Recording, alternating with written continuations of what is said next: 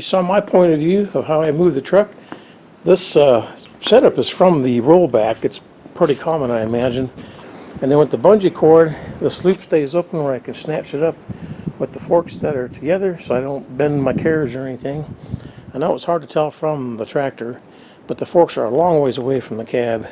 And with them tilted back like that, the truck's not going to go forward on me, take off on me or anything.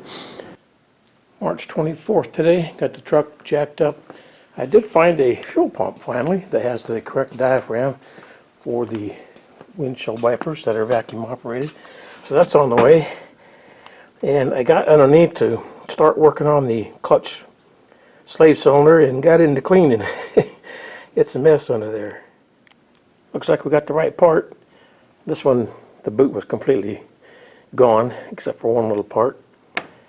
Cleaned up the bolts, those are originals, and the original rod. A little bit of damage here, but I don't think it's going to be an issue because the seal for the boot is here, and this is, there's a seal inside, so that just sits in a pocket. This sits in the fork for the clutch itself, and just 2 bolts. And then we got to hook up the line and, of course, bleed it. But, yeah, so not too bad of a job. So, clutch master cylinder. The new line, locally reproduced, and then what they call the slave cylinder. That's all installed now. I just need to get some help to pump up the cylinder there. I got to bleed the system.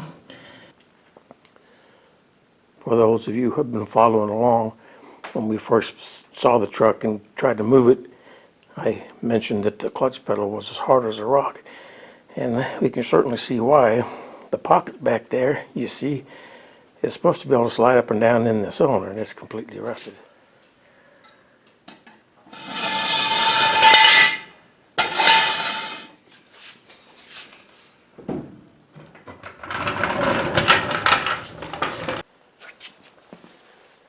Generator isn't working, so take it apart to see if I can save it. All the wires are still attached. The bearings are in good shape. We think this truck's got 61,000 miles on it, so that's kind of a plus. So I'll clean all this up.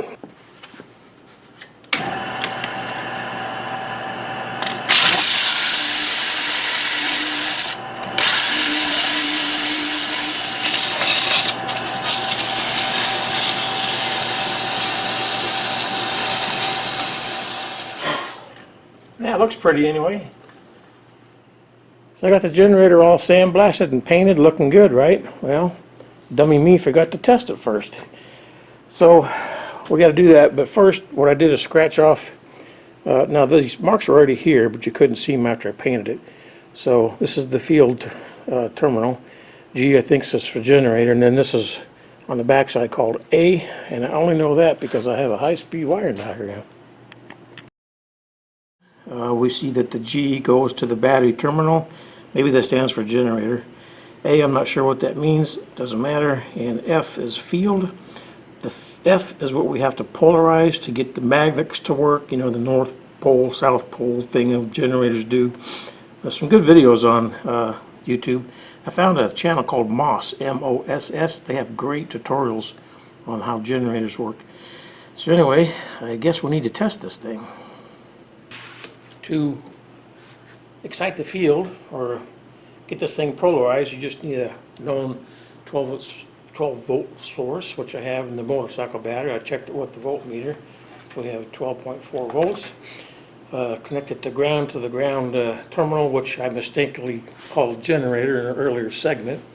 I was looking right at my diagram there and didn't see the ground mark symbol for ground. Anyway, so we go to the positive and just hit the field, get a little spark, and that's it. That's how you energize that field. In the next test, we'll see if the generator works.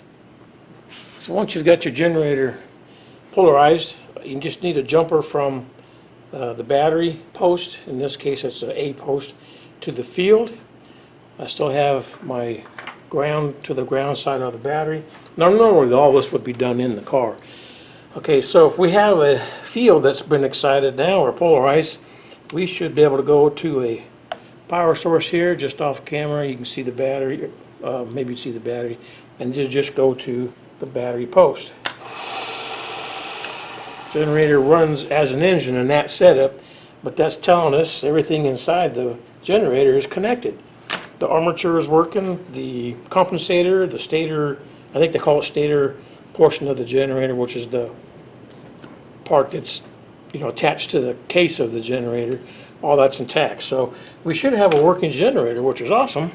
We like original equipment, and we like saving money. I'm getting ready to install the newly painted and hopefully functional generator, and I wanted to do a little cleaning behind the area of the generator because I won't be able to access it once the generator is installed.